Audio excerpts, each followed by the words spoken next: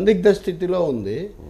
సంస్థాగతంగా కూడా జేపీ నడ్డా స్థానంలో కొత్త అధ్యక్షుడిని నియమించాల్సి ఉంది. ఎవరిని నియమిస్తారనేది కూడా చాలా అస్పష్టత ఉంది. చాలా విశ్వసనీయ వర్గాలు చెప్పే ప్రకారం ఆర్ఎస్ఎస్ చౌహాన్ పేరు వినిపిస్తుంది చెప్తున్నారు, కానీ ఆర్ఎస్ఎస్ మాకు వదిలేయండి సార్ అని చెప్పిందంట.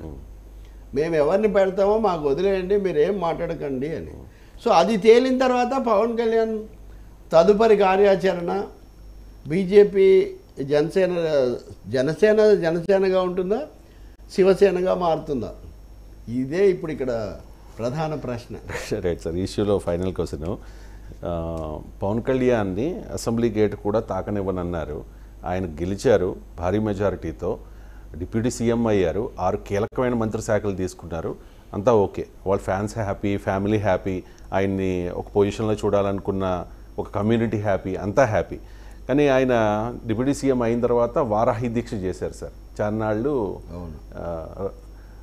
లైట్ బ్రౌన్ కలర్ డ్రెస్లో కనిపించారు, ఇప్పుడేమో కాషాయ డ్రెస్లో కనిపిస్తున్నారు. ఎక్కువ అంటే అంటే ఏం మెసేజ్ ఇవ్వాలనుకున్నారు పవన్ కళ్యాణ్? అంటే తనకు దైవభక్తి ఎక్కువ అని చెప్పాలనుకున్నారా, లేకపోతే సనాతన ధర్మాన్ని నేనే కాపాడుతానని చెప్పాలనుకుంటున్నారా?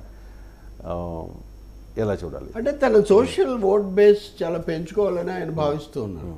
అన్ని తరగతులు మీరు అన్నట్టు ఒక కమ్యూనిటీ బేస్ అంటే నేను ఎప్పుడూ ఆయనకు నేను కాదని ఆయన ఖండిస్తూ వస్తున్నారు. కానీ ఈ ఎన్నికల్లో కొంతవరకు దాన్ని ప్రయోగించారు. కానీ ఇంకా దీన్ని వైడెన్ చేసుకోవడానికి ఆయన మతం అనే దాన్ని తీసుకుంటున్నారేమో అని ఇప్పుడు సందేహం కలుగుతుంది.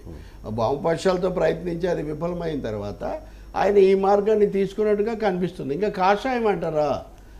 నేను ఒకసారి మాట్లాడినప్పుడు ఎన్టీఆర్ మార్గం కూడా అంత మనం చెప్పలేమండి, అదేదో కలిసి వచ్చింది 9 నెలల్లో అవ్వటము అని కూడా ఆయన ఒకసారి అన్నారు. ఉదాహరణకు చెప్పాలంటే ఎన్టీఆర్ లాగా అంత ప్రతి వాళ్లకు నెలల మీద రాకపోవచ్చు, కానీ మీరు ఎన్టీఆర్ దగ్గర ఆయన కొన్ని నేర్చుకున్నారు. ఆ నేర్చుకున్న వాటిలో ఒకటి కాషాయం. ఈ దేశంలో కాషాయం మొదట వేసుకున్న ముఖ్యమంత్రి NT Rama Rao, okay, not BJP.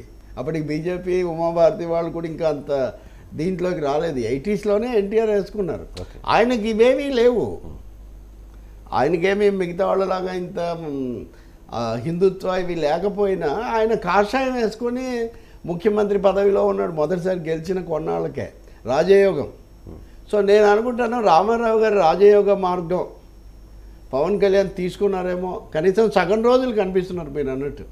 కనీసం సగం రోజులు ఆయన కాషాయ దుస్తుల్లో ఆధ్యాత్మిక కార్యక్రమాల్లో కనిపిస్తున్నారు. మరి నిజంగా రాజకీయ అంశాలు ఏమవుతున్నాయి?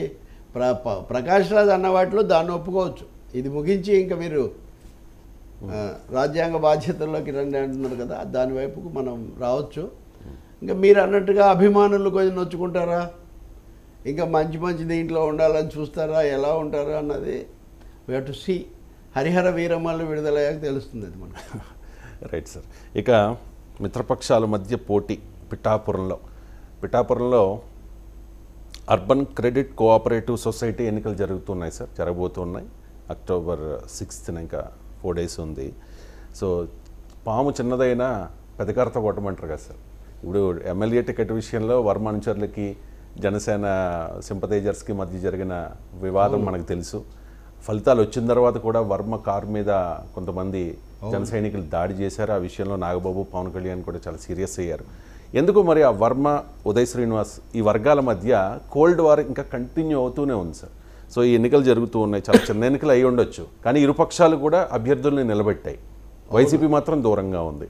ఏంటి మిత్రపక్షాల మధ్య ఫ్రెండ్లీ ఫైట్ ఎలా ఉంటుంది? అంటే తప్పకుండా ఇది ఒక సంకేతం. అంటే తెలుగుదేశం ఇదే కాదు, తెలుగుదేశంలో నుంచి ఆయన పక్కన ఉన్న ఒక ఆయన అయితే ఇటు శ్రీనివాస్, పవన్ కళ్యాణ్కి అధికార ప్రతినిధి ఉదయ్ శ్రీనివాస్ కదా. కాబట్టి వర్మ వర్గము లేకపోతే వర్మ అనుయాయులు తప్పకుండా చాలా అసంతృప్తితో ఉన్నారు. చాలా చోట్ల ఇద్దరికీ సంతృప్తి లేదు. అదే తమాషా. ఎన్డీఏలో ఒక అరేంజ్మెంట్లో ఉన్న ఇబ్బంది ఏమంటే ఎవరికి సంతృప్తి ఉండట్లేదు. సర్దుబాటు ఉందంటే అది కూడా ఉండట్లేదు. పదవుల పంపకంలో కానీ ఇంకో దాంట్లో కానీ ముఖ్యంగా స్థానిక స్థాయిలో ఘర్షణ ఎక్కువగా ఉంది. స్థానిక స్థాయి